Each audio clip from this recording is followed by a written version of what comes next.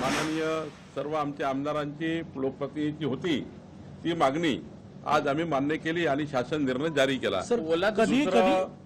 दुसरं महत्वाचं जे आपण अनिल देशमुखाबद्दल विचारलं तर अनिल देशमुखाचा त्यांचा जो निवडणुकीच्या काळामध्ये जो इन्सिडेंट झाला होता त्या इन्सिडेंटमध्ये पोलिसांनी पूर्ण चौकशी करून आणि आता तर फॉरेन्सिक अहवाल येईल एखाद्या वेळी त्यातही ते शेवटी पोलिसांचा तो अधिकार आहे।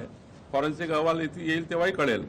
पण हा प्रथम दृष्ट्या जी काही चार्जशीट तयार झाली आहे किंवा जी चौकशी झाली आहे यामध्ये हे दिसतं आहे म्हणजे पोलिसांनी जे काही नोंदी घेतल्या किंवा तपास केला त्यावरनं की अनिल देशमुखांनी निवडणुकीच्या काळात जनतेची सहानुभूती मिळवण्याकरता एक स्टंट केला होता।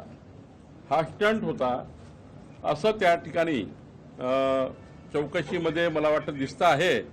आणि आता फॉरेन्सिक रिपोर्ट आल्यावर अजून स्पष्ट होईल की या ठिकाणी कुठल्या प्रकारची स्टंटबाजी म्हणजे मला एवढंच वाटतं निवडणूक जिंकणे हारणे हा एखाद्या वेळी या विषयाकरता व्यक्तींनी या ठिकाणी खिलाडी वृत्तीने आपण हा विजय पराजय स्वीकारला पाहिजे। पण एखादा विजय मिळवण्याकरता निवडणूक जिंकण्याकरता स्वतःच्या हातात गोटा घेऊन स्वतःलाच मारणे आणि मला भाजपवाल्यांनी मारलं मला भाजपने त्या ठिकाणी गोटा मारला असं दृश्य तयार करणे आणि जनतेची सहानुभूती मिळवण्याचा एक केविलवाना प्रयत्न केला गेला होता हे आता पोलीस चौकशीतून उघड झालं। आणि मला असं वाटतं कुठल्याही नेत्यांनी जनतेची अशी सहानुभूती घेऊ नका। जनतेचे विकास कामं करून जनतेच्या परिवारामधला भाग समजून खरे त्या ठिकाणी लोकसेवक म्हणून काम करा। म्हणजे अशी पाळी स्वतःच्या हाताने स्वतःचं डोकं फोडण्याची पाळी हे त्या ठिकाणी येणार नाही असं मला वाटतं। ते म्हटले की 10 किलोचा दगड होता त्यांनी आज पुनरावृत्ती केली। दुसरं ते म्हटले की राजकीय दबावापोटी पोलिसांनी स्टेटमेंट दिले होते तपास केला होता। 10 किलोचा जर एखादा गोटा लागतो एखाद्या व्यक्तीला त्या व्यक्तीचे काय हाल होतात 4 वर्षाच्या पोराला समजतं। 10 किलोचा गोटा कोणी मारला तर काय होईल तुम्हीच सांगा। तुम्हाला जर 10 किलोचा गोटा लागला एखाद्या जमावामध्ये तर काय होईल तुमचं। त्यामुळं कशाला एवढं खोटं एक खोटं बोलण्याकरता 10 खोटं बोलावं लागतं अनिलजी। त्यामुळं कशाला जाऊ दे झालं ते झालं पण ही गोष्ट खोटी होती। तो स्टंट होता तो सहानुभूती मिळवण्याकरता स्टंट होता असं मला वाटतं। शेवटी निवडणुकीमध्ये हार पराजय होत असतात काही कधी ते जिंकले कधी आम्ही जिंकलो आहे निवडणुकीमध्ये चालणार आहे। त्यामुळे मला असं वाटतं कुठल्याही नेत्याने अशी स्टंटबाजी निवडणुकीत करू नये आणि खोटी सहानुभूती घेऊ नये। खरीप हंगामामध्ये ऊस उत्पादक शेतकऱ्यांकडून जे आहे ते 25 रुपये अतिरिक्त घेतले जाणार त्यात पूरग्रस्तांसाठी 10 रुपये आणि इतर संस्थांसाठी आधीच शेतकरी अडचणीत असताना त्यांच्याकडनं हे पैसे वसूल केले जाणार नाही। मला असं वाटतं हा निर्णय का घेतला याच्यात तपासून बघावं लागेल। शेतकऱ्याची शेवटी मदत झाली पाहिजे शेतकऱ्याकडनं शेतकऱ्याची मदत मिळावी किंवा जे काही निर्णय झाला असेल याबद्दल मी पुन्हा तपासून बघतो। आज तर माझ्याकडे त्याची पूर्ण माहिती नाही। 100% तुम्ही पंचनामे करणार असं म्हटले कधीपर्यंत ते रिपोर्ट येईल कारण की मुख्यमंत्र्यांनी काल म्हटलं की दिवाळीच्या आधी आम्ही मदत देऊ तर त्याआधी पंचनामे होऊन रिपोर्ट्स येणं गरजेचे आहे। नाही पंचनामे वेगळे आहे। पंचनामे 5-6 तारखेपर्यंत अपेक्षित आहे। पंचनाम्यावरनं नुकसान भरपाई मिळणार आहे पण ई पीक पाहणी ही कंपल्सरी राज्याला करावी लागतं आणि आमचे थोडं ऑनलाईनमध्ये सॉफ्टवेअर त्या ठिकाणी कमजोर असल्यामुळे या पावसाळ्यामध्ये आम्ही 60% पर्यंत पोहोचलो।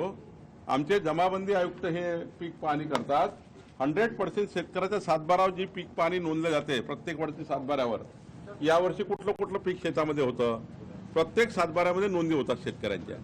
ई पीक पाहणी अशी आहे की तुमच्या शेतकऱ्याच्या पीक मध्ये एक सातबाऱ्यामध्ये कॉलम आहे पिकाचा कुठलं पीक यावर्षी होतं 100% पीक पाहणी करावं लागतं। ती ऑनलाईनच आहे पण यावर्षी थोडा ऑनलाईनचा प्रॉब्लेम असल्यामुळं आम्ही आमच्या ग्राम महसूल अधिकारी घरोघरी जाऊन 31 ऑक्टोबर पर्यंत संपूर्ण राज्याची पीक पाहणी करणार आहे।